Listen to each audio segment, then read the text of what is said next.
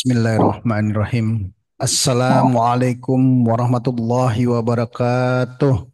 Waalaikumsalam Waalaikumsalam warahmatullahi warahmatullahi wabarakatuh. wabarakatuh. Puji syukur kehadirat Allah Subhanahu wa taala atas nikmat yang tiada henti Allah berikan kepada kita untuk bisa hadir, untuk bisa menjalani hidup kita dari hari ke hari, dari waktu ke waktu tanpa henti nikmatnya, termasuk juga nikmat yang terbesar pagi ini kita bisa bersolat berjamaah bersama, disambung dengan mengikuti kajian pagi ini. Ini adalah nikmat yang tiada terkira. Mudah-mudahan kita memahami dan mensyukuri nikmat yang kita dapatkan pagi ini dan juga nikmat-nikmat Allah yang tidak pernah berhenti Allah berikan kepada kita. Tidak lupa salawat serta salam kita sampaikan ke junjungan kita Nabi besar Muhammad Sallallahu Allahumma Alaihi sholli wa sallim Wasallam. alaihi. Eh, Beliau memberikan bimbingannya, petunjuknya berdasarkan apa yang diberikan Allah kepada beliau sehingga kita menjadi lebih terang benderang tentang agama ini, ya. Kita bisa melaksanakan tugas kita sebagai manusia beribadah kepada Allah. Tentunya tidak terbayang kalau misalnya dalam agama ini kita tidak punya pimpinan, ya. Nah, ini yang barangkali juga kita selalu makanya diinikan untuk disarankan dengan kuat untuk eh, memberikan salawat serta salam kepada junjungan kita. Eh, Baik, pagi ini kita menyambung kajian kita seperti eh, pekan-pekan sebelumnya. Kita lanjutkan kajian kita tentang Al-Quran eh, bersama Ustadz Ilhamuddin Qasim. Mudah-mudahan ini terus eh, melekat di hati kita, ya, bisa eh, bisa menjalani hidup kita dengan apa-apa yang sudah kita pernah bahas, ya. Barangkali ilmu tidak akan bermanfaat jika tidak diamalkan. Jadi memang barangkali pelan-pelan kita merubah sikap dan cara hidup kita sesuai dengan apa yang kita pelajari. Eh, itu barangkali pengantar yang bisa saya sampaikan. Mudah-mudahan kita menyimak dan saya berharap juga pada saat diskusi eh, tentunya Bapak Ibu bisa menyampaikan pertanyaan agar kita bisa menjadi lebih hidup dan ilmu kita lebih bertambah. Itu kiranya. Terima kasih. Silahkan Ustadz dimulai. Terima kasih. Bismillahirrahmanirrahim. Assalamualaikum warahmatullahi wabarakatuh. Alhamdulillahi rabbil alamin. Wassalatu wassalamu ala ashrafil anbiya'i wal mursalin. Sayyidina wa maulana Muhammadin. Wa ala alihi wa sahbihi ajma'in. Allahumma rabbana atina min ladunka rahmah wa hayyi lana min amrina rasyada. Amin ya rabbal alamin. Alhamdulillah dengan izin dan karunia Allah juga dapat bertemu kembali dan dalam kesempatan ini kita akan melanjutkan kajian kita di surah ke-21 surah Al-Anbiya. Bahagian kedua, bahagian pertama yang lalu judul kita adalah Tola alaihimul umur. Sekarang judul kedua adalah Iznada yang terdapat pada surah Al-Anbiya di ayat 83. Sebenarnya kata-kata Iznada tidak saja terdapat pada ayat 83, dia juga terdapat dalam beberapa ayat di surah yang lain. Di surah Al-Anbiya ini sendiri tersebut dia 3 kali kata-kata iznada. Contoh yang lain di ayat 89. Wa Zakaria idnada. Baiklah, judulnya adalah idnada yang terdapat di ayat 83 yang lengkapnya berbunyi wa ayyuba idnada rabbahu anni mas'aniyad-dhurru wa anta arhamur rahimin. Wa ayyuba idnada. Mari kita lihat terjemahannya. Dan ingatlah kisah Ayub ketika dia berdoa kepada Tuhannya, "Ya Tuhanku, sungguh aku telah tertimpa penyakit, padahal Engkau Tuhan yang Maha Penyayang dari semua yang penyayang." Ya, jadi idnada artinya ketika ia berdoa. Maksud di sini ketika Nabi Ayub berdoa. Berdoa kepada Allah karena menderita penyakit yang aneh. Jadi kalau di ayat 89, Burnod itu yang berdoa Nabi Zakaria.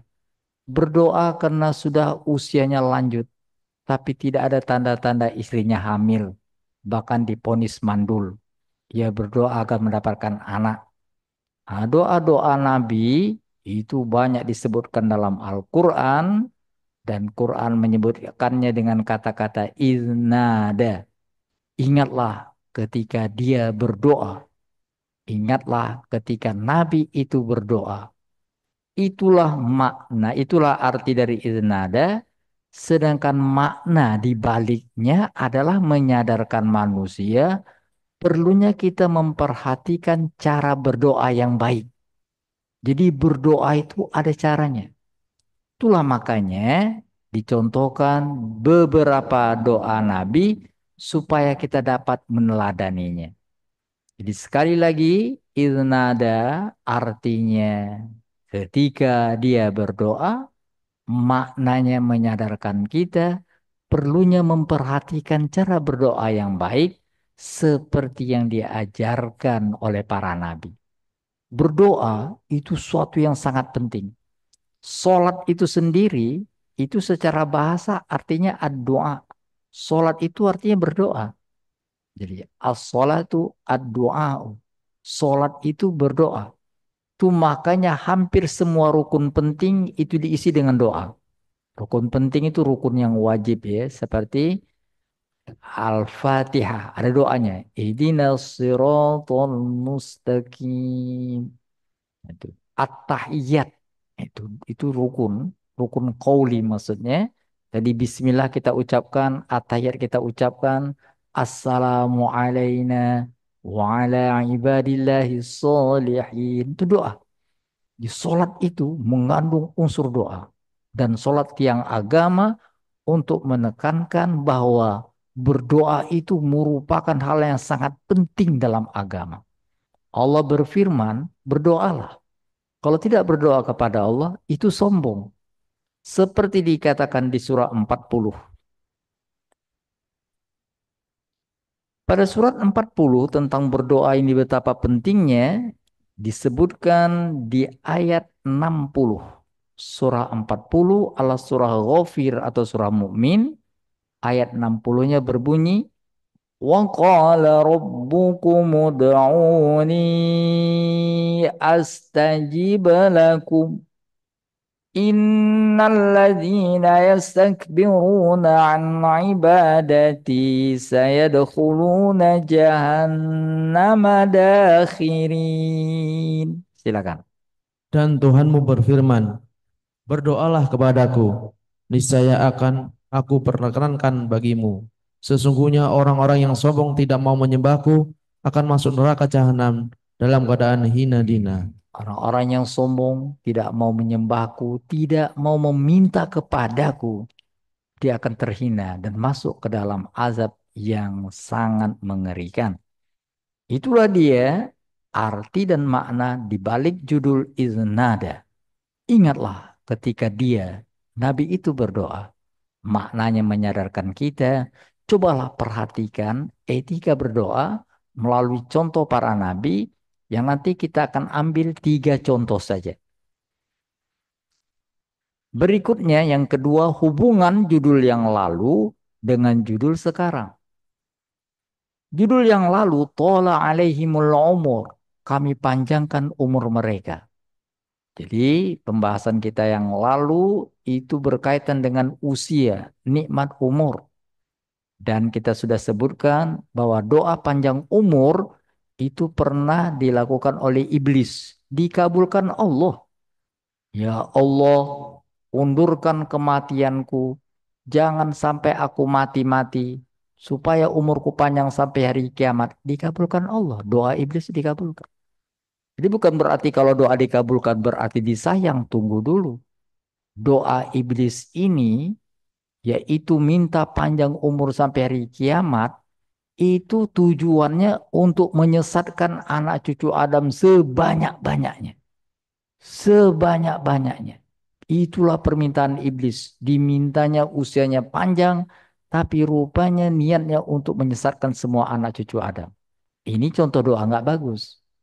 Oleh karena itu, bila judul yang lalu menjelaskan tentang usia yang panjang dan doa iblis untuk dipanjangkan umurnya, maka judul sekarang mengingatkan cara berdoa yang baik agar jangan salah seperti diperagakan oleh iblis.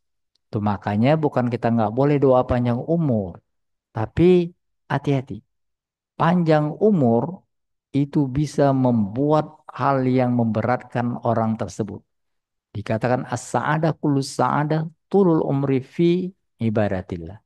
Kebahagiaan yang sesungguhnya adalah kalau usia panjang kita penuh dengan ibadah. Siapakah orang yang paling baik? Kata sahabat. Kata Rasulullah, man tola umuruhu wa hasuna amalu. Panjang umur tapi bagus kelakuannya. Siapakah manusia paling jahat? Kata Rasulullah, man tola umuruhu wa orang yang panjang umurnya dan tidak baik kelakuannya. Karena itu, bila judul yang lalu menjelaskan tentang umur yang panjang, maka judul sekarang mengingatkan agar berdoa umur yang panjang itu hendaknya disesuaikan dengan etika berdoa yang diajarkan para nabi. Marilah kita sambung ke bagian ketiga, cara berdoa. Cara berdoa atau etika berdoa yang diajarkan para nabi, kita akan fokus kepada 3 doa saja. Yang pertama, ada terdapat pada surat 21 ayat 83. Tadi telah kita baca, mari kita lihat baik-baik doanya.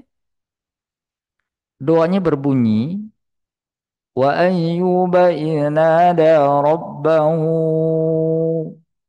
anni, ya doanya situ. Anni massani yadhurru wa anta arhamur rahimin. Doanya adalah anni, ya Tuhanku, aku ini masaniyad dulu ditimpa oleh penyakit. Kata-kata penyakit ini disebut dengan duru, penyakit yang berat. Dalam riwayat dikatakan saking beratnya penyakit kulit ya. Sampai-sampai anaknya meninggalkannya. Sampai-sampai istrinya meninggalkannya.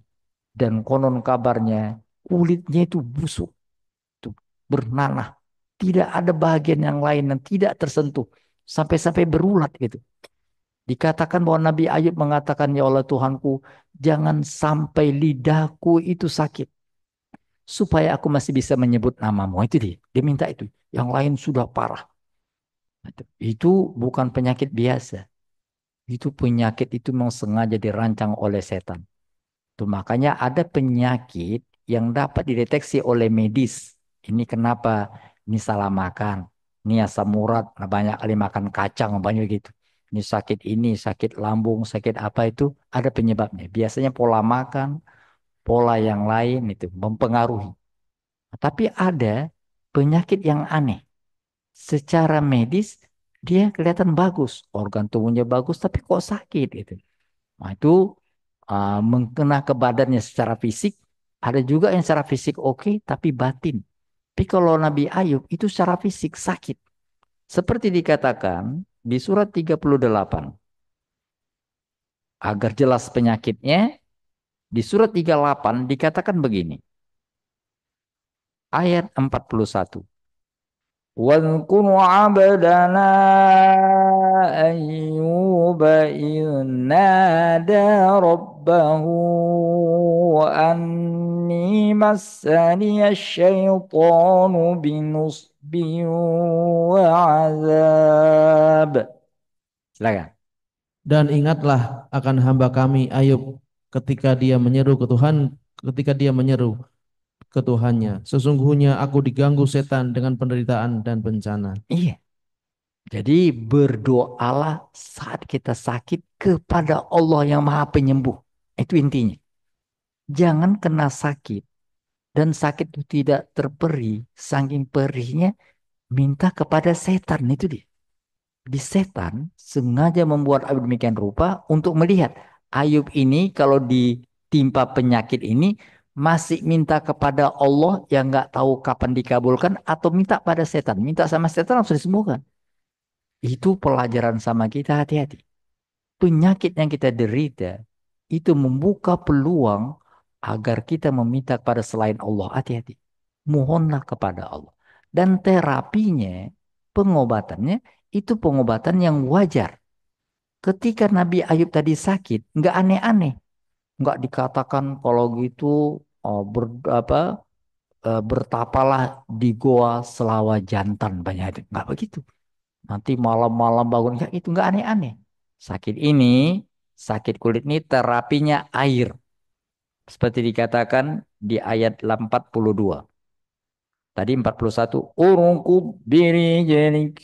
Hada mughtasalun baridu wa syarab.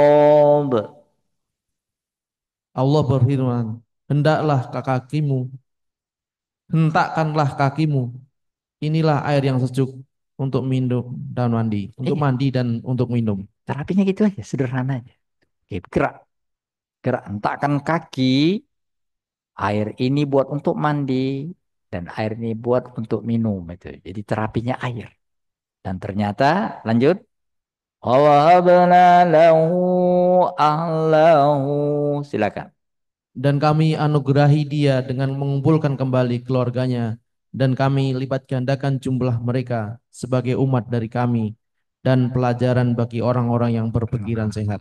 Jadi intinya adalah kalau kita sakit, berdoalah kepada Allah agar kita disembuhkan. Dan cobalah mengobati penyakit itu dengan cara yang Allah ajarkan. Jangan minta penyembuhan itu kepada selain Allah. Jangan. Udah nggak tahan lagi. Enggak. Tahankan saja. Karena penyakit itu menambah derajat kita. Dan makanya Nabi Ayub, dia nggak ada salah apa-apa. Tapi setan ingin menggodanya, mencoba dengan penyakit untuk mentesnya. Muhammad Sallallahu Alaihi Wasallam pernah dicoba.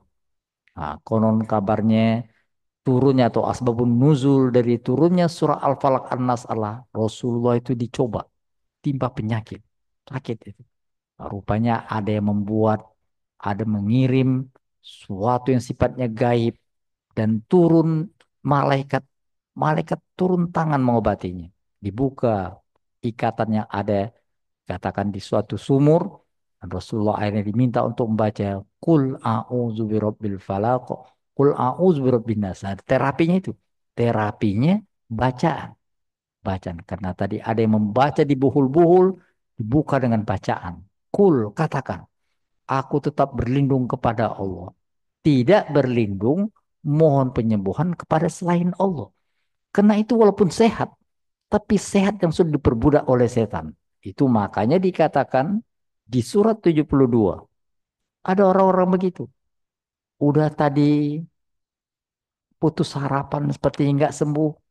Minta kepada selain Allah dan seakan-akan sembuh. Padahal sembuh atau tak sembuh. Berakhir juga dengan kematian. Tapi kematian yang diakhiri dengan proses minta kepada selain Allah itu beda dengan kematian yang karena tetap bertahan dalam aturan ilahi. Pada surat 72, orang-orang yang kena sakit minta perlindungan, minta tolong pada selain Allah, dan dengan cara-cara yang tidak Allah ajarkan, dia terkena hal seperti ini. 72 ayat 6. Wa annahu kana rijalun minal insi ya'udzuuna birijalin minal jinni fazadum rahaqa. Silakan. Dan sesungguhnya ada beberapa orang laki-laki dari kalangan manusia yang meminta perlindungan kepada beberapa laki-laki dari jin, tapi mereka menjadikan mereka manusia bertambah sesat. Hati-hati. Jangan sampai sesat. Jangan sampai salah jalan. Penyakit Allah warning. Ada hal yang perlu kita bereskan di tubuh kita ini. Pola makan yang salah atau istirahat atau apapun dia. Tapi bila salah itu bisa pengaruh kepada badan. Obati. Itu Nabi berdoa pada waktu sakit. Nabi Ayub berdoa pada waktu sakit untuk menegaskan kalau kita sakit berdoalah kepada Allah. Dan Allah sebenarnya melalui syariat itu mengajarkan kita sehat. Sehat. Sholat itu terapi untuk sholat. Coba, siapakah umat yang ketika pagi-pagi telah melakukan gerakan sedemikian rupa itu tanpa kita sadari itu membuat tubuh kita bergerak. Itu terapi. Sholat itu mengandung terapi. Bahkan dalam sholat ada kata-kata Rabbighfirli warhamni wajiburni warfa'ni warzuqni wahdini wa'afini. Ya Allah sehatkan aku. Kita doa itu. Dan dalam kaki yang kita buat demikian rupa dalam sujud, dalam duduk antara dua sujud, itu kalau selama kaki kita masih oke, itu oke itu badan kita. Tapi itu terkadang ada suatu saat kita sepertinya duduk antara dua sujud sulit aja. Itu hati-hati itu ada yang salah, ada sendi kita yang salah. Kita dilatih. Sehingga warningnya itu ketika duduk antara dua sujud masih oke, badan kita oke. Itu terapi Allah melalui sholat, melalui puasa. Puasa itu mengandung unsur kesehatan dan sudah diakui oleh para peneliti tentang hubungan makanan dengan tubuh. Itu puasa tuh menyehatkan.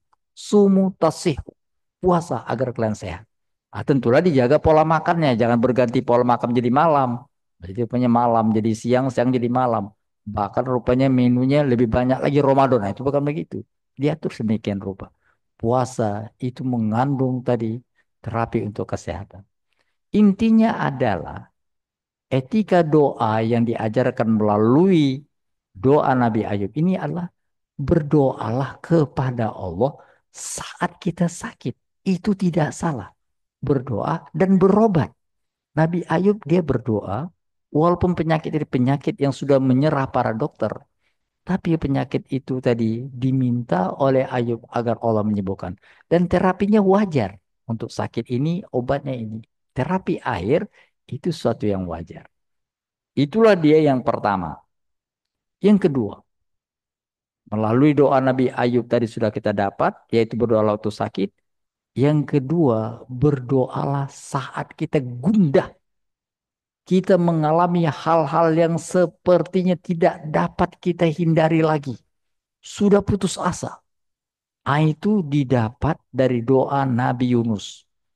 Nabi Yunus itu berada di perut ikan. Bayangkan itu, perut ikan. Setelah perut ikan, itu di dalam lautan. Ikannya bukan ikan di luar, ikan di dalam laut. Jadi sudah gelap di perut ikan, gelap di dalam laut, gelap di malam hari, gelap demi gelap. Itu bukan saja gelap keadaan, gelap pikiran, tidak ada harapan. Bayangkan, di dalam laut, di perut ikan, lautan bukan sekedar laut biasa, lautan karena ikannya besar. Dalam lautan itu, di malam hari, dalam kesendirian. Dan itu biasanya buat manusia dalam situasi demikian mengguncang, membuat kacau balau. Biasanya orang minta sama siapa saja. Pokoknya bisa selamat dia akan melakukan apa saja. Tapi Nabi yang tadi di dalam perut ikan, Nabi Yunus berdoanya kepada Allah. Itulah yang disebutkan di surat 80, di surat 21 ayat 87. Mari kita lihat doanya berbunyi begini. Wazannun. Nabi Yunus disebut Wazannun karena berada di perut ikan nun. وَذَنُّونِ إِذْ ذَهَبَ مُغَاضِبًا فَظَنَّ. Silakan. Surahnya sudah 21, tapi doanya doa Nabi Yunus surat 21 ayat 87. وَذَنُّونِ إِذْ ذَهَبَ مُغَاضِبًا فَظَنَّ أَن لَّن نَّقْدِرَ عَلَيْهِ فَنَادَىٰ فِي الظُّلُمَاتِ. Dan ingatlah kisah Yunus ketika dia pergi dalam keadaan marah, lalu dia menyangka bahwa kami tidak akan menyulitkannya. Maka dia berdoa dalam keadaan yang sangat gelap. Tidak ada Tuhan selain Engkau. Maha suci Engkau. Sungguh aku termasuk orang-orang yang zalim. Nah, jadi biasanya dalam keadaan begitu orang gampang bunuh diri. Apa arti hidupku ini? Jadi kadang-kadang mengalami persoalan bertubi-tubi, gelap demi gelap, gelap pikiran, gelap tadi keadaan, gelap segala hal. Akhirnya manusia menjadi jalan pintas, bunuh diri. Nabi Yunus, dia mendapatkan situasi gelap demi dia gelap, dia sadar ini kena salah dia. Jadi kalau tadi Nabi yang pertama Nabi Ayub bukan salah dia, setan saja ingin mengujinya. Kalau yang kedua ini berdoalah saat kita menyadari kesalahan kita dan kita akibat kesalahan kita menderita. Nabi Yunus, Nabi diutus ke suatu kaum. Dia ajak kaumnya, tapi mereka ngeledek. Nabi Yunus masih bersabar, tapi kaumnya itu tambah-tambah tadi itu mengejeknya. Nabi Yunus emosi itu dia, emosi. Dia seharusnya nggak boleh emosi. Dia harus tenang menghadapi kaumnya. Tapi namanya manusia, Nabi Yunus terpancing deh. Dia katakan kalian kalau main-main 3 hari nanti kalian akan disiksa Allah. Dia katakan itu dan memang benar, memang benar. Allah katakan ingatkan mereka. Kalau mereka tidak mau juga setelah 3 hari seperti dikatakan ke kaum yang lain, temannya Nabi Soleh itu gitu. 3 hari kalau nggak mau kalian akan dihancurkan. Iya, Nabi Yunus juga begitu. Bilang kepada kaumnya, kalian kalau main-main 3 hari nanti kalian disiksa. Hari pertama nggak ada apa-apa. Hari kedua sudah mulai gelap. Hari ketiga Yunus lari. Jadi dia. Sebenarnya nggak boleh begitu. Sebenarnya dia harus bertahan sampai perintah Allah katakan keluar. Dia enggak. Nabi Lut diperintahkan keluar. Jangan tunggu subuh. Subuh sudah dekat. Mereka dihancurkan waktu subuh. Nabi Yunus belum ada perintah, tapi kena emosi. Udah sekalian ditinggalkan. Dia lari. Dan kaum Nabi Yunus ketika dalam kegelapan mereka mohon pada Allah, ya Allah selamatkan kami. Doa pada Allah, bukan doa pada yang lain. Bahkan doa tidak pada Yunus, doa langsung. Ya Allah kami salah, kami beriman. Udah terang. Dan mereka lihat Yunus sudah pergi. Yunus lari sebelum perintah Allah. Itu makanya dikatakan Yunus ini termasuk nabi yang nggak perlu dicontoh dalam masalah itu. Jangan seperti Yunus ya. Allah katakan, hai Muhammad jangan seperti Yunus. Emosian. Dan karena itu dia emosi. Dia terhukum dengan emosinya. Tapi tetap saya dalam keadaan begitu. Doanya kepada Allah. Mari sekali lagi kita lihat terjemahan. Surat 21 ayat 87. Wazannun. Silakan sekali lagi. Dan ingatlah kisah Yunus ketika dia pergi dalam keadaan marah. Lalu dia menyangka bahwa kami tidak akan menyulitkannya. Maka dia berdoa dalam keadaan yang sangat gelap. Tidak ada Tuhan selain Engkau. Maha suci Engkau. Sungguh aku termasuk orang-orang yang zalim. Akui kesalahan kita. Kalau tadi Nabi Ayub tidak ada kata-kata aku salah. Aku ditimpa, diuji setan pakai ini. Tapi Nabi Yunus akui. Jadi ada derita yang kita alami kena salah kita. Akui itu. Akui. Nabi Yunus tahu kenapa dihukum Allah ini. Karena dia salah. Dia meninggalkan kaumnya. Dia emosi. Allah katakan jangan seperti Nabi Yunus ya. Seperti dikatakan di surat 68. Emosian orangnya. Nah, 68 dikatakan begini. Surah 68 ayat 80 ayat 48. Wasbir lihukmi rabbik wala takun kasahibil hut idnada wa huwa makzum. Terusnya. Maka bersabarlah engkau Muhammad terhadap ketetapan Tuhanmu, dan janganlah engkau seperti Yunus, orang yang berada dalam perut ikan ketika dia berdoa dengan hati yang sedih. Ya, jangan sampai mengulangi tragedi Yunus. Sabar, sabar. Apabila mendapatkan derita, sabar. Nah, Nabi Yunus tahu dia diuji Allah dengan penyakit, dengan derita tadi, itu karena Nabi Yunus tadi melanggar aturan Allah, emosi menghadapi orang. Dan emosi itu bisa membuat kita sakit. Nah, kabar buruknya kita emosi, orang yang kita emosi itu malah tenang-tenang. Jadi emosi itu seperti kita minum racun. Kita minum racun, bukan orang itu yang mati, kita yang menderita. Oleh karena itu jangan. Allah katakan jangan seperti Nabi Yunus itu emosian orangnya. Jangan begitu. Sabar aja. Nah, itu. Itulah dia doa yang kedua. Berdoalah kepada Allah saat kita menghadapi luka batin. Yaitu rasa diremehkan. Kita tadi merasa tadi tidak mendapatkan perhatian. Itu apabila terjadi seperti itu berdoa kepada Allah. Jangan lari. Doa kepada Allah. Dan apabila atas apa yang kita lakukan itu kita menderita seperti Nabi Yunus, tetap berdoa kepada Allah. Jangan malah marah kepada Allah.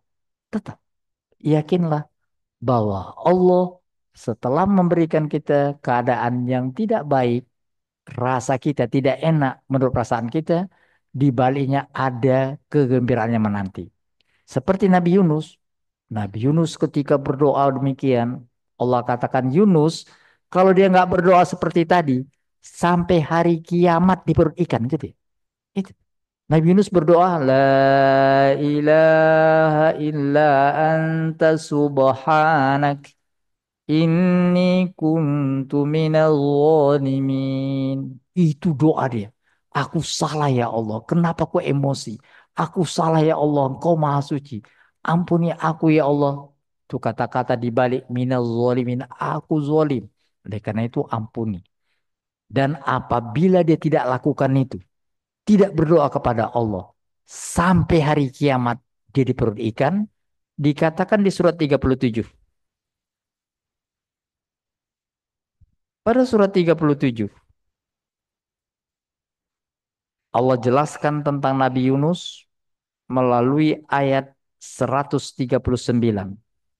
Surah 37, Allah surah As-Saffat, ayat 139 berbunyi, Wa inna Yunus laminal mursalin. إذ أبق إلى الفلك المشحون فساهم فكان من المدحضين فالتقمه الحوت وهو مليم فلولا أنه كان من المسبحين للبث في بطنه إلى يوم يبعثون. Baca terjemahannya. Dan sungguh Yunus benar-benar termasuk salah seorang rasul. Ingatlah ketika dia lari ke kapal yang penuh muatan. Kemudian dia ikut diundi. Ternyata dia termasuk orang-orang yang kalah dalam undian. Maka dia ditelan oleh ikan besar dalam keadaan yang tercela. Maka sekiranya dia tidak termasuk orang yang banyak berzikir atau bertasbih kepada Allah, niscaya dia akan tetap tinggal di perut ikan sampai hari kebangkitan. Iya. Kalau dia tidak baca La ilaha illa anta subhanak inni kuntu minal zalimin. Gak baca itu sampai hari kiamat di perut ikan. Sampai sekarang berarti. Tuh. Sampai hari kiamat. Tuh. Itulah ikan tertua yang pernah ada kalau betul dia nggak berdoa. Tapi rupanya Nabi Yunus berdoa kepada Allah. La ilaha illa anta. Akhirnya apa yang terjadi? Lanjut. Kemudian kami lemparkan dia ke daratan yang tandus, sedang dia dalam keadaan sakit. Sakit di perut ikan sekian lama. Dan Allah kasih terapinya. Terapinya labu. Lanjut. Kemudian untuk dia kami tumbuhkan sebatang pohon dari jenis labu. Terus. Dan kami utus dia kepada 100 orang atau lebih sehingga mereka beriman. Karena itu kami anugerahkan kenikmatan hidup kepada mereka hingga waktu tertentu. Sedangkan 100 saja 100.000. Tidak dibayangkan tadi itu berapa orang mengejeknya. Tapi setelah dia tadi berdoa, mendapatkan keadaan semula, dia sudah sehat, bukan saja berapa orang, 100.000 lebih. Jadi ingatlah, berdoa kepada Allah bukan saja lepas dari penderitaan, tapi menanti kebahagiaan. Yang terakhir, doa yang terakhir. Kita ambil surat Al-Anbiya ini, doa Nabi Zakaria. Doa Nabi Zakaria di surat 21 ini berbunyi begini. Dia tertera di ayat 90. Saya bacakan dulu dari 89-nya. Wa Zakaria idnada rabbahu Rabbi la tazarni fardan wa anta khairul warithin. Di doanya adalah Rabbi la tazarni fardan. Wa Zakaria idnada rabbah Rabbi la tazarni fardan wa anta khairul warithin. Silakan. Dan ingatlah kisah Zakaria ketika dia berdoa kepada Tuhannya, "Ya Tuhanku, janganlah Engkau biarkan aku hidup seorang diri tanpa keturunan, dan Engkaulah ahli waris yang terbaik." Iya, Nabi Zakaria tahu dia sudah tua, istrinya pun sudah tua, dia mandul, tapi dia berdoa kepada Allah. Intinya apa? Etika berdoa itu jangan batasi Allah. Gak mungkin ya Allah ngabulin, jangan begitu. Walaupun hal yang tidak mungkin, itu sama Allah tidak ada yang tidak mungkin. Tidak mungkin itu kita. Itu makanya Nabi Zakaria ketika Allah katakan kau berdoa minta keturunan, ku beri. Itu Nabi Zakaria mengatakan mana mungkin ya Allah. Dia bilang gitu. Tapi dia minta sepenuh hati. Gimana caranya ya Allah? Nah, dalam pandangan manusia nggak mungkin. Kata Allah itu mudah bagi Allah. Nggak ada yang nggak mungkin. Nah, doa Nabi Zakaria ini juga tertera di surah Maryam. Mari kita lihat versi surah Maryam. Mulai ayat 2. Zikru rahmati rabbika abdahu Zakaria idnada rabbahu nidaan khufiyya. Silakan.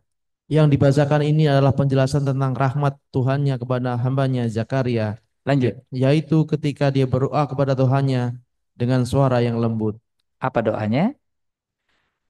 Dia Lanjut. berkata, "Ya Tuhanku, sungguh tulangku telah lemah dan kepalaku telah dipenuhi uban, dan aku belum pernah kecewa dalam berdoa kepadamu, ya Ya Tuhanku. Allah, aku nggak pernah kecewa ya Allah. Aku minta sekali lagi. Apa doanya? Dan sungguh aku khawatir terhadap kerabatku sepeninggalku. Padahal istriku seorang yang mandul, maka anugerahilah aku seorang anak dari sisimu, Aku minta keturunan ya Allah. Tapi niatnya keturunannya supaya apa? Lanjut. yang akan mewarisi aku dan mewarisi dari keluarga Yakub, dan jadikanlah dia, ya Tuhanku, seorang yang diridhoi." Nah, jadi dia minta agar ada yang meneruskan pelajaran yang diberikannya. Ya Allah, aku sudah tua nggak bisa ngajar lagi. Beri keturunan supaya mereka bisa melanjutkan apa yang tadi kau perintahkan padaku. Apa kata Allah? Kau dikabulkan. Lanjut. "Wahai Zakaria, kami memberi kabar gembira kepadamu dengan seorang anak laki-laki yang namanya Yahya, yang kami belum pernah memberikan nama itu sebelumnya." Nah, jadi ketika dibilangkan akan diberikan keturunan, baru dia terkaget. Ya Allah, aku minta pada beberapa keturunan. Tahu-tahu bilang Allah dapat, dia bingung. Ya, gimana caranya? Lanjut. Dia Zakaria berkata, "Ya Tuhanku, bagaimana aku akan mempunyai anak, padahal istriku seorang yang mandul, dan aku sendiri sesungguhnya sudah mencapai usia yang sangat Nah, tua." menurut hukum manusia nggak mungkin dia bisa melahirkan. Tapi ini hukum Allah. Minta kepada Allah yang di atasnya segala hukum. Dan di atas Allah itu semua hukum mengacu pada Allah. Bisa hukum itu dirobah. Lanjut. Allah berfirman, "Demikianlah Tuhanmu berfirman, hal itu mudah bagiku, Sungguh sungguh engkau telah aku ciptakan sebelum itu. Padahal waktu itu engkau belum bersujud sama sekali. Kamu kan nggak ada dulu, ternyata udah ada. Itu kan bisa Allah ciptakan. Kenapa untuk seperti ini tidak bisa? Tuhan mengatakan hal itu mudah. Pelajaran dari doa Nabi Zakaria itu adalah berdoa kepada Allah itu yakinlah akan dikabulkan Allah. Ya Allah, kabulkanlah ini kalau kau mau ya Allah. Itu nggak boleh itu. Nabi larang. Jadi katakan insyi, tanya gitu. Ya Allah berikanlah aku ini kalau kau mau ya Allah. Kalau nggak apa-apa aku maklum. Jangan begitu doanya itu. Jadi mohon sungguh-sungguh walaupun tidak mungkin. Karena Allah apabila tidak mengabulkan doa kita seperti yang kita inginkan akan mengganti dengan yang terbaik dari itu. Itu makanya ketika Imron, Imron ini saudara Nabi Zakaria berdoa minta anak itu dia seperti kecewa. Padahal tidak. Dia minta itu tapi nggak diberikan langsung, diberi perantara. Tuh istri Imron pingin doanya tuh pingin anak laki-laki. Makanya ketika lahir anak perempuan dia bilang ya Allah perempuan. Enggak. Doanya minta laki-laki dikabulkan, tapi nggak langsung. Melalui perempuan ini, kau akan mendapatkan cucu laki-laki yang hebat. Seperti dikatakan di surah 3. Pada surah 3, kalau tadi Nabi Zakaria minta keturunan, padahal tidak mungkin menurut hukum manusia kena mandul dan sudah tua, maka ada doa keluarganya, namanya Imron. Berdoa minta anak laki-laki, tapi rupanya nggak dapat. Jangan kecewa. Bila kita minta sesuatu dan belum dikabulkan, itu boleh jadi perantara untuk mendapatkan hasil yang kita inginkan. Nggak langsung, pakai perantara. Seperti dikatakan di surat 3, surah Ali Imran, mulai ayat 35. إذ قالت امرأة عمران رب إني نذرت لك ما في بطني محررا فتقبل مني إنك أنت السميع العليم. Silakan. Ingatlah ketika istri Imran berkata, "Ya Tuhanku, sesungguhnya aku bernazar kepadamu, apa janin yang dalam kandunganku kelak menjadi hamba yang menjadi pengabdimu, maka terimalah nazarku dariku. Sungguh engkaulah yang maha pendengar dan maha mengetahui." Aku bernazar ya Allah, seandainya bayi dalam rahimku ini lahir, dia akan kujadikan muharroron, laki-laki yang beribadah, melayani Allah Subhanahu wa taala, lelaki yang soleh. Dia doanya supaya anak dalam kandungannya menjadi lelaki yang soleh. Lanjut. Maka ketika melahirkannya dia berkata, "Ya Tuhanku, aku telah melahirkan anak perempuan, padahal Engkau lebih tahu apa yang di apa yang dia lahirkan, dan laki-laki tidak sama dengan perempuan, dan aku memberi nama Maryam, dan aku mohon perlindunganmu untuknya dan anak cucunya dari gangguan setan yang terkutuk." Pas lahir ya Allah, bukan muharroron, bukan laki-laki, perempuan. Allah sudah tahu. Tapi istri Imron tahu bahwa doanya bukan tidak dikabulkan Allah. Doanya hanya dipending. Karena melalui Maryam ini, seorang wanita yang solihah, lahirlah putranya, Isa putra Maryam. Jadi dapat dua. Itu artinya, bila kita berdoa kepada Allah, sesuatu yang kita inginkan, ternyata nggak dapat, itu jangan kecewa. Itu boleh jadi perantara untuk mendapatkan hal yang kita inginkan. Dan diberi itu sebagai bonus pendahuluan. Oleh karena itu, melalui 3 doa para nabi, idnada ketika mereka berdoa, kita mendapatkan 3 etika yang diajarkan melalui 3 doa itu. Yang pertama, kalau sakit, hati-hati. Kalau sakit, terutama sakit yang tidak dapat dideteksi oleh medis, jangan minta kepada hal yang aneh-aneh. Minta kepada Allah. Karena Allah lah yang maha penyembuh dari segala penyakit. Minta kepada Allah.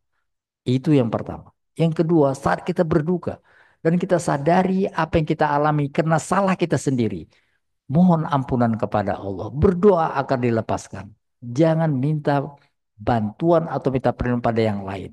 Minta kepada Allah. Setelah mengakui kesalahan dan yakinlah Allah akan mengabulkan pinta kita. Yang ketiga, saat kita menghadapi hal yang tidak mungkin, minta pada Allah. Tidak ada yang tidak mungkin bagi Allah.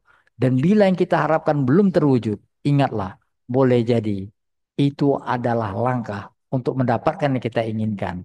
Karena apa yang kita inginkan yang terbaik bagi kita, bukan pada waktu yang kita inginkan. Dia pada waktu yang terbaik menurut ilmu Allah Subhanahu wa Ta'ala. Itulah tiga etika berdoa. Semoga dapat kita hayati. Dan mari kita berdoa kepada Allah dengan setulus hati. Semoga kita mendapatkan kebahagiaan abadi. Di dunia ini kita tinggalkan dengan baik. Dan kebahagiaan abadi menanti akhirat nanti akan kita peroleh bersama keluarga kita. Amin ya rabbal alamin. Sadaqallahun nazim. Assalamualaikum warahmatullahi wabarakatuh. Waalaikumsalam warahmatullahi wabarakatuh. Ya, barangkali menarik sekali nih, barangkali masalah berdoa dan keyakinan kepada Allah bahwa tidak ada doa yang tidak dikabulkan, hanya bentuknya barangkali hanyalah tidak selalu sesuai dengan apa yang kita inginkan. Tapi yakinlah bahwa apa-apa yang kita doakan, kita minta kepada Allah itu pasti dikabulkan, tapi tentunya dengan cara yang terbaik yang Allah akan berikan kepada kita. Karena begitu sayangnya Allah kepada kita. Ya. Eh, baik, barangkali ada dari Bapak Ibu yang eh, ada punya pertanyaan agar barangkali ilmunya Ustadz Ilham bisa lebih kita kita gali karena memang eh, tentunya semakin kita belajar kita juga me- merasakan bahwa banyak sekali ilmu yang kita belum tahu. Gitu. Silahkan,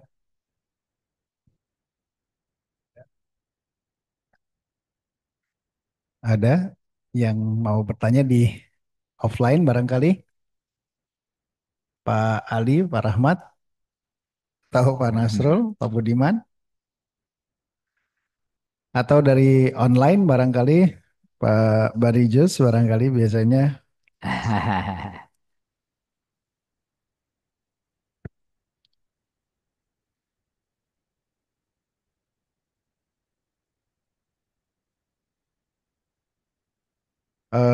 Tadi Bang, Ustaz barangkali. boleh bertanya? Ya, silahkan Bu. Baik, Bismillahirrahmanirrahim. Assalamualaikum warahmatullahi wabarakatuh. Waalaikumsalam Waalaikumsalam. warahmatullahi wabarakatuh.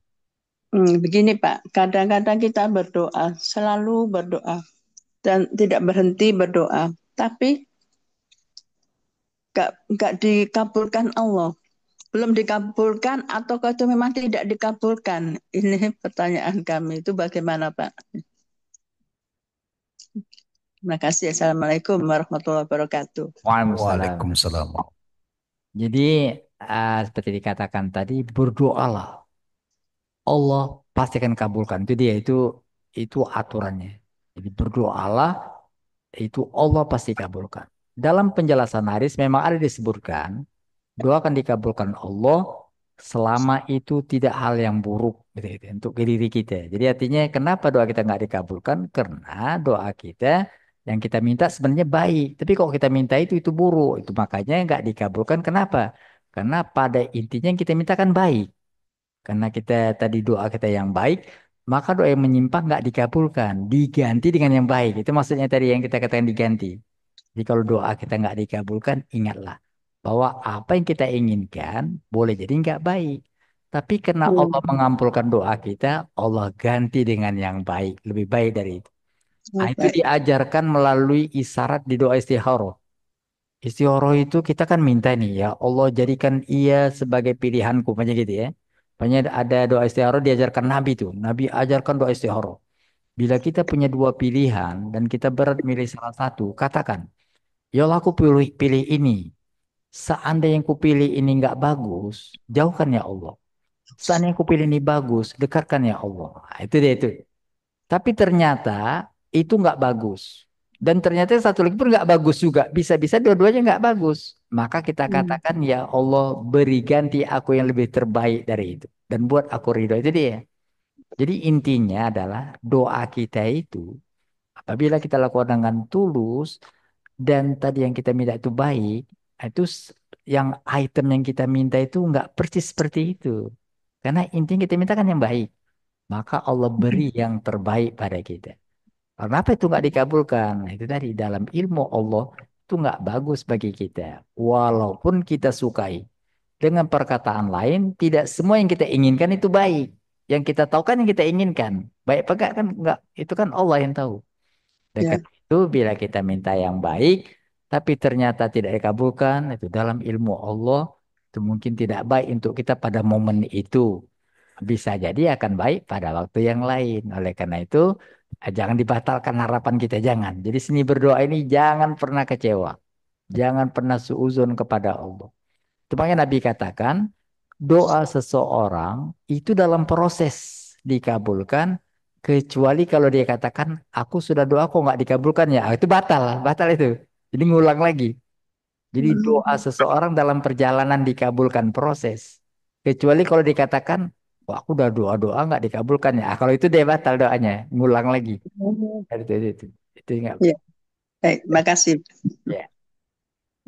Silahkan Bapak Ibu yang lain barangkali sebelum ada lagi. Ya memang itu Ustadz barangkali kita keterbatasan keterbatasan kesabaran barangkali dalam mencapai keinginan kita. Barangkali keinginan kita memang benar-benar menggebu-gebu, terus kemudian dalam berhidup kita barangkali kita juga berpikir hanya sekuat kita berpikir sehingga kita tidak tahu yang terbaik. Tapi ini lagi kembali kepada keimanan Iya, barangkali ya Ustadz ya, bahwa yang Allah berikan pasti yang iya. terbaik insya Allah. Jadi Izin bertanya ada Ustadz. sedikit ya, Ya, ada sedikit. silakan. Jadi beberapa tahun yang lalu, seorang ibu menceritakan kisahnya begini. Saya punya keinginan, karena anak saya laki-laki, saya pingin anak perempuan. Pingin sekali. Saya lihat orang punya anak perempuan itu. Jadi saya pingin. Tapi nggak dikabulkan Allah. Akhirnya ada yang ngajarin kalau berdoa itu di pintu Ka'bah. Saya umroh. Sengaja saya doa di pintu Ka'bah. Ya Allah kasih aku anak perempuan. Ya Allah aku pingin anak perempuan. Akhirnya hamil. Anaknya perempuan. Perempuan. Oh ya. Berarti berdoanya tadi dikabulkan Allah. Pernah ngotot. Minta pada Allah gitu. Lahirlah anak tadi. Cakep anaknya. Jadi tahun pertama itu anaknya itu pintar. Tahun kedua anak tadi yang pintar tapi udah kelihatan tuh ininya temperamennya. Dia suka tadi ngatur-ngatur emaknya ditendang gitu ya. Ada pembantu bareng itu dia. Jadi ibunya mikir, waduh, aku minta anak perempuan aja, nggak ada kata-kata anak yang soleh. Pengennya anak perempuan, betul lah menggemaskan, tapi juga tadi itu, wah ini dia bilang masih kecil sudah begini nih. Dia bilang, ya, akhirnya dia mikir doanya itu karena tadi keinginannya dari berdoa begini, ya Allah, seandainya permintaanku ini salah, anakku menjadi begini. Tolong ya Allah, Engkau berikan padaku yang terbaik menurut ilmumu gitu. Karena kalau tadi doanya dia pengennya, aku pingin gitu. Makanya hati-hati dengan pingin gitu. Memang itu pingin kita mesti dilandasi dengan baik. Seandainya baik bagiku. Itu makanya doa istikharah, seandainya baik bagiku. Bukan yang pengen aku. Nah pengen kita belum tentu yang baik. Anak itu nggak berapa lama sakit dan meninggal. Tapi dia sudah tahu. Dia tahu dia maksud Allah.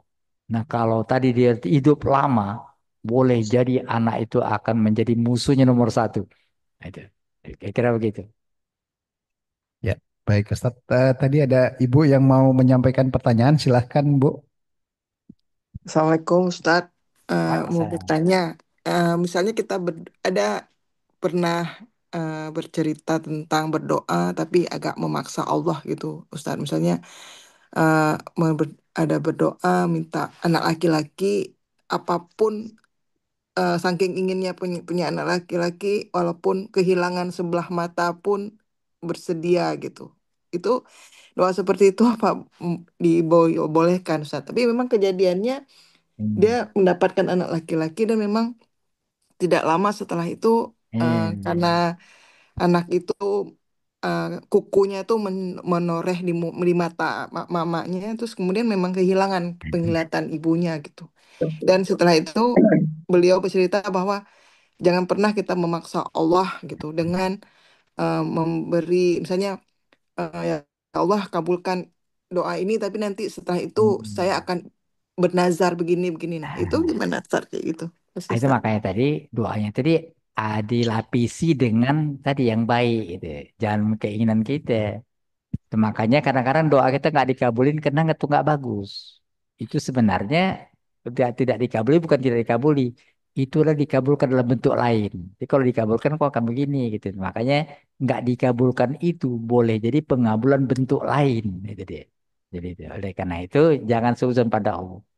Nah, itu, jadi jangan paksakan yang buruk. Jadi karena itu dalam ilmu Allah tuh nggak bagus. Tapi kok ngotot dah dicek lah. Dah coba dulu. Biar kau puas gitu. Kayak kira gitu. Makanya berdoalah yang baik. Kalau kita minta tadi panjang umur, syukurlah kita doa panjang umur kita nggak dikabulkan Allah secara seperti iblis ya.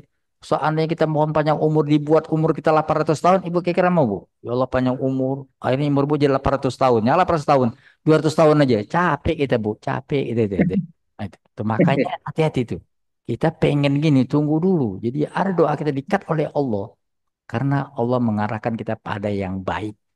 Kalau yang buruk, bakal kita berdoa, itu dia. Ya tadi bentuk-bentuk lain tadi. Dan sebenarnya memaksa dalam artian memaksa yang baik nggak salah kalau itu. Kalau bentuknya ya Allah itu. Nabi pernah maksa ya Allah seandainya tidak kau bantu kami, tidak akan menyembahmu lagi. Itu Nabi seperti doa mengotot itu. Tapi intinya baik gitu. Nah, kalau kita maksa, tapi seperti tadi, itu kurang baik. Karena memaksakan kehendak itu nggak bagus. Kalau maksa tadi dalam artian yang positif, ya Allah tolong lagi nih dalam artian seperti maksa ya, padahal nggak maksa. Tetap aja kita menyerah pada Allah itu nggak salah. Kira-kira gitu. Baik, Ustadz. Ada lagi tambahan barangkali dari Bapak, Ibu, baik itu di ruang Zoom, Pak Sarir, Pak Bariju Salam ada hadir atau tidak ini? Pak Saya Sarir? hadir, Pak. Ya, oh ya, silahkan Pak. Ya, Assalamualaikum warahmatullahi wabarakatuh. Waalaikumsalam warahmatullahi. Pak Ustaz dan Bapak Ibu sekalian, jadi ini memang menarik ya. Doa itu bagian dari hidup kita sebetulnya. Ya, sejak kecil itu yang diajarkan orang tua kita kan. Kalau dia anak yang diharapkan soleh. Jadi sebetulnya itu berkembang tentunya dalam ini sebetulnya satu kerangka tentang doa ya yang dari Al-Quran ini memang itu harus kita pegangan. Ini doanya Nabi ya, dan dikatakan bahwa harus jadi contoh ya. Ada 3 tipologi yang disampaikan di sini ya. Nabi Zakaria yang udah tua gitu bisa punya anak gitu ya.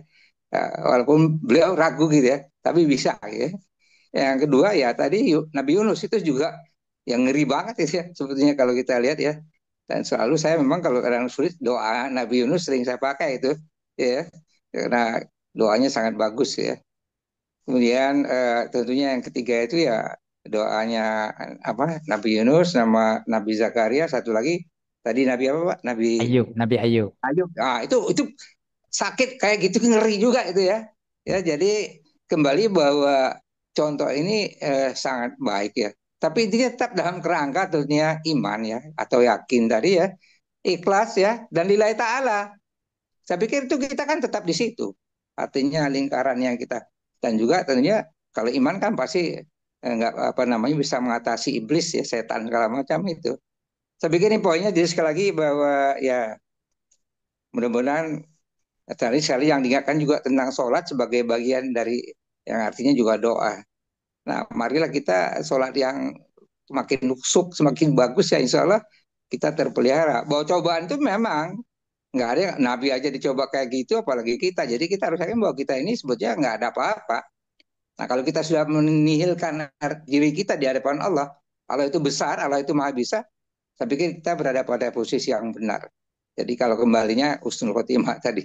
Gini Ya. Pak, dari tanggapan saya mudah-mudahan manfaatnya luar Iya. biasa Pak. Paling nggak Iya. kita kalau ditanya ya doa menurut Al-Quran itu apa? Ya tipe 3 Nabi tadi kan. Nah, ini Iya. menjadi satu ilmu juga hari ini. Iya. Saya pikir demikian mudah-mudahan ada manfaatnya dari apa resume yang saya sampaikan. Dan sekali lagi terima kasih pada Ustaz dan memang kok semakin lama makin nggak banyak tanya. Ternyata semakin apa? Semakin paham Pak ya. Jadi Iya. orang itu sudah naik kualitasnya gitu Pak. Amin. Iya. Amin. Ya, Baik. Baik, terima Assalamualaikum kasih. warahmatullahi wabarakatuh. Waalaikumsalam Waalaikumsalam warahmatullahi warahmatullahi wabarakatuh. Baik, terima kasih Bapak Ibu atas perhatiannya dan atas partisipasinya. Mudah-mudahan ini terus menambah ilmu Amin. kita dan kita bisa mengamalkan dengan baik. Baik Ustadz, untuk terakhir barangkali mohon Ustadz untuk Ya, doa dan penutup. Terima kasih. mari kita bersama menutup dengan doa kafaratul majlis. Subhanakallahumma wa bihamdika asyhadu an la ilaha Ilaha illa illa anta anta astaghfiruka astaghfiruka wa wa atubu atubu ilaik. ilaik. Assalamualaikum warahmatullahi wabarakatuh. Waalaikumsalam warahmatullahi Waalaikumsalam wabarakatuh. warahmatullahi wabarakatuh.